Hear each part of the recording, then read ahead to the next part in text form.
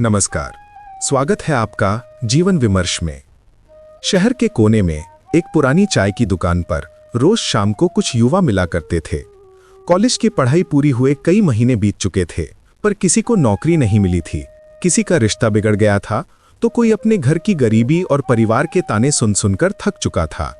जीवन जैसे रुक सा गया था, हर चेहरे पर निराशा की लकीरें थीं और दिल में एक सवाल गूंजता था, क्या यही जीवन है?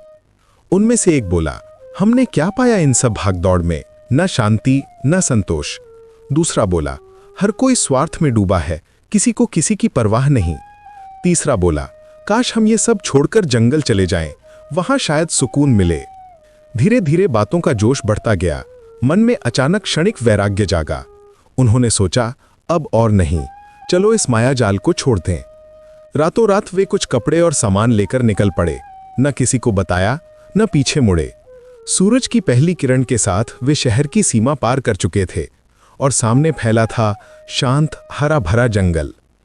रास्ते में चलते चलते एक बोला, भाइयों सोचो, जब भगवान हमारी तपस्या से प्रसन्न होंगे तो हम उनसे क्या वरदान मांगेंगे। दूसरा बोला, मैं तो भरपेट अन्न मांगूंगा, भूखा पेट न तो ध्यान कर सकता है न जीवन का आनंद ले सकता है। तीसरा मुस्कुराया, अरे मैं तो असीम बल मांगूंगा, शक्ति हो तो सब कुछ संभव है, संसार भी जीता जा सकता है। चौथा सोच में पड़ा और बोला, मैं तो बुद्धि मांगूंगा, सुना है बुद्धि से ही धन बल और यश सब कुछ प्राप्त किया जा सकता है। पांचवा बोला, मैं तो स्वर्ग ही मांग लूंगा, वहां तो न दुख है न अभाव, बस आनंद ही आनंद है। उनकी बातें पास ही बैठे एक वृद्ध साधु सुन रहे थे। चेहरे पर तेज, आंखों में करुणा और वाणी में शांति थी।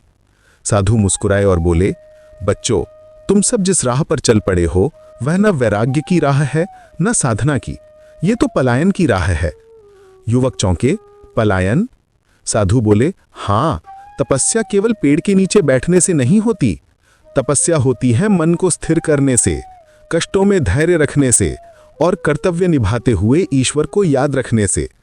तुमसे न तो तपस्या होगी और न तुम्हें कोई वरदान मिलेगा, क्योंकि जो संसार की कठिनाइयों से भागा वह आत्मा के सत्य तक कभी नहीं पहुंचता।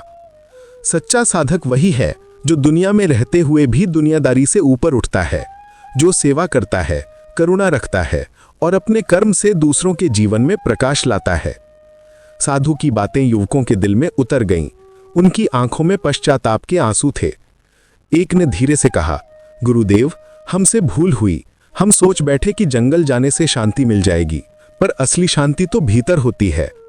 साधु ने सिर हिलाया, हाँ बेटा, जंगल में नहीं, मन की नीरवता में ही ईश्वर बसते हैं। जाओ, लौटो अपने घर, अपने परिवार, अपने कर्म क्षेत्र में, वहीं से आरंभ करो सेवा की साधना। युवक नम आंखों से साधु को प्रणाम कर लौट पड़े। अब वे पहले जैसे नहीं थे। उनके भीतर वैराग्य नहीं बल्कि एक नई समझ थी, कर्तव्य ही तपस्या है और सेवा ही सच्ची साधना। इस कहानी से हमें यह सीख मिलती है कि जीवन से भागना कभी समाधान नहीं होता। असली साधना यह नहीं कि हम दुनिया छोड़कर जंगल चले जाएं, बल्कि यह है कि हम जीवन की परिस्थितियों में रहकर अपने कर्तव्यों को निष्ठा और धैर्य से निभाएं। शांति न तो किसी एकांत स्थान में मिलती है और न ही बाहरी सुविधाओं में, वह हमारे मन की स्थिरता और संतुलन में बसती है। वैराग्य का अर्थ संसार से पलायन नहीं बल्कि आसक्ति से मुक्त होकर सेवा, करुणा और प्रेम के साथ जीना है। सच्चा साधक वही है जो अपने कर्म से दूसरों के जीवन में प्रकाश लाता है।